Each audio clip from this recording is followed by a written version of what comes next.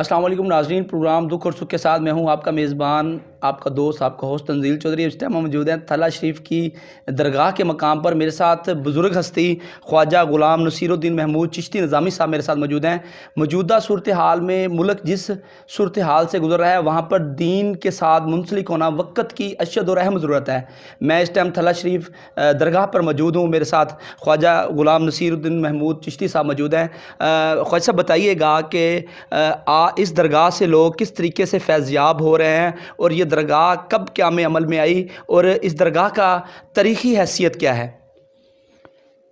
یہ درگاہ کے سلطان العاشقین حضرت خواجہ محمد عمر بخش رحمۃ اللہ علیہ 18ویں صدی میں آمد پر لمحہ پھر اسی موجودہ درگاہ کے نزدیک ایک قبرستان میں آئے، روحانی اشارے پر آئے، اور آپ کا سوکر و صحب، یعنی وہ کبھی سوکر میں رہتے، کبھی جاگ میں ہوتے، کبھی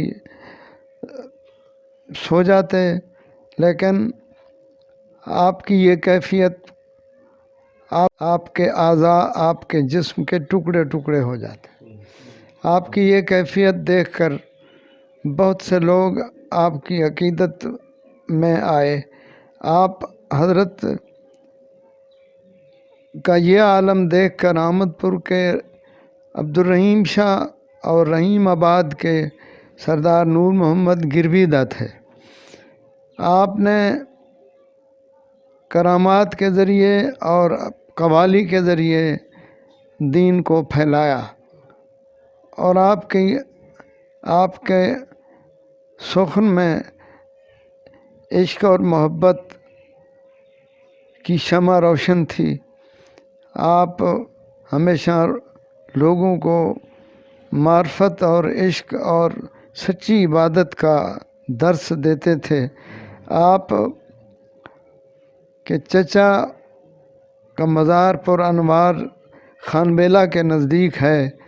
آپ نے حضرت شیخ محمد عثمان نام نامی تھا، آپ کے والد کے چھوٹے بھائی تھے۔ آپ اپنے وقت کے قطب عالم تھے، سید الاولیاء تھے۔ آپ کو نبی پاک صلی اللہ علیہ وسلم نے کئی مرتبہ زیارت سے مشرف فرمایا۔ شیخ محمد عثمان اپنے وقت کے شاعر بھی تھے، عالم بہت بڑے تھے۔ آپ نے حضرت خواجہ غلام فرید جب پیدا ہوئے تو آپ کا قیام اس وقت چاچڑان شریف میں تھا۔ آپ کے والد حضرت خواجہ خدا بخش خواجہ غلام فرید کے والد سے آپ کے والد کا آپ کے ساتھ بہت پیار تھا، ایک دوسرے کو اپنا محبوب سمجھتے تھے۔ غلام فرید کا نام نامی میرے حضرت دادا نے حضرت محمد عثمان نے تجویز فرمایا، اور تاریخی ولادت نامہ بھی لکھا، کلمی، جو آج تک موجود ہے۔ حضرت نے خواجہ غلام فرید کے ولادت نامے میں فارسی اور عربی کے اشعار لکھے۔ یہ حضور کے چچا اور مرشد نے تقریباً 7 حج مبارک پڑھے اور وہاں رہے۔ قیام آپ کا سعودیہ میں رہا۔ آپ نے تقریباً 100 قریب کلمی مخطوطے بھی لکھے، جس میں تاریخی بزرگ ابن عربی، جو تصوف کے امام مانے جاتے ہیں، ان کی وہ کتاب جو حضرت ابن عربی کو سید الانبیاء امام انبیاء کے ہاتھ سے ملی، اس کتاب کا مقدمہ بھی آپ نے لکھا، اور کئی کتب تصوف پہ آپ نے یعنی مخطوط نقل بھی فرمائے، اور آپ نے ایک رسالہ حفظ الایمان لکھا، وہ آپ کی تصنیف ہے۔ دوسرے کئی کتب جو کہ عرب اور ہندوستان میں مشہور و معروف ہیں۔ حضرت ابن فرید الدین عطار جو صوفیاء کے امام ہیں، آپ نے ان کی ایک کتاب منطق الطیر بھی ہاتھ سے لکھی۔ حضرت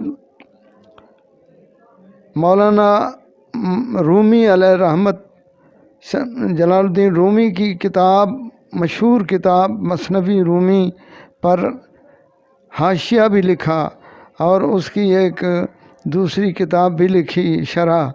تو یہ کتابیں جو کہ اپنے صوفیہ پڑھاتے ہیں، آپ کے قلم مبارک کی ہاتھ کی لکھی ہوئی موجود ہیں اس خانقاہ میں۔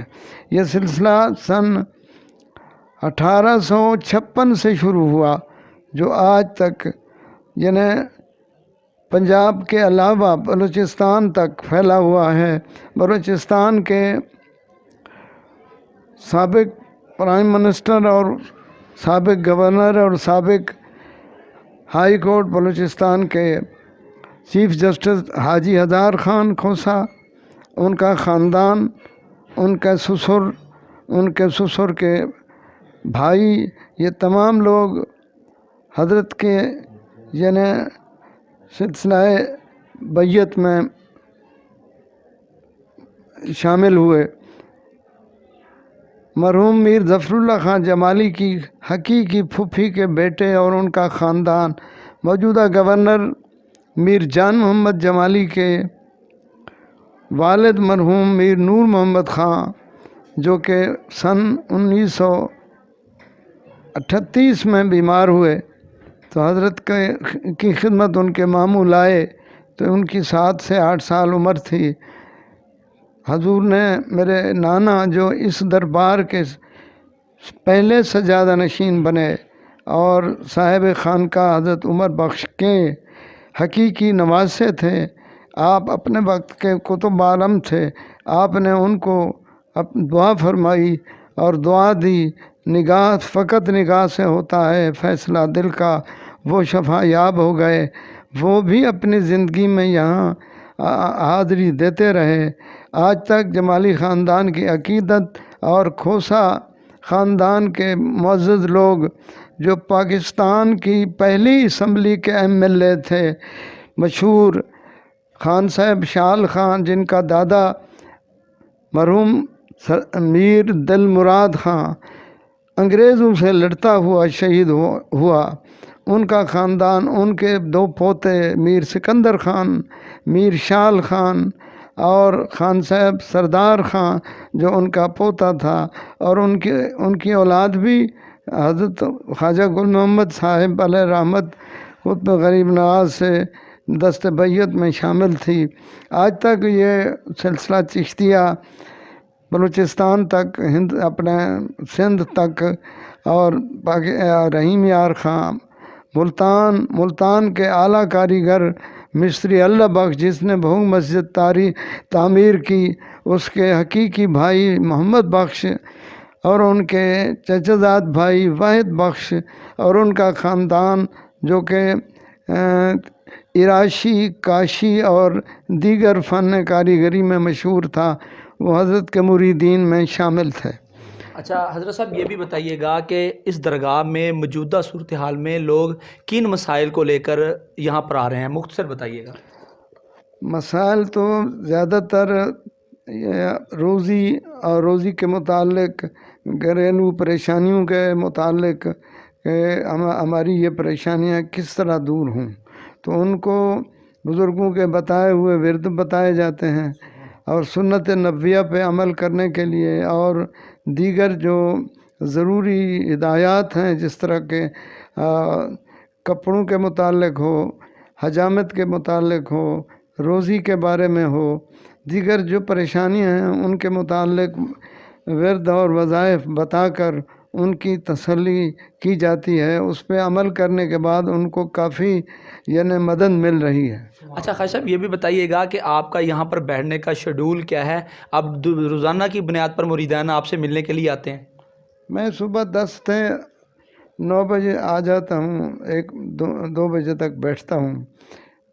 مریدین بھی آتے ہیں، سائلین بھی آتے ہیں، پرانے اور قدیم مریدین کی اولاد بھی آتی ہے، سب لوگ آ رہے ہیں۔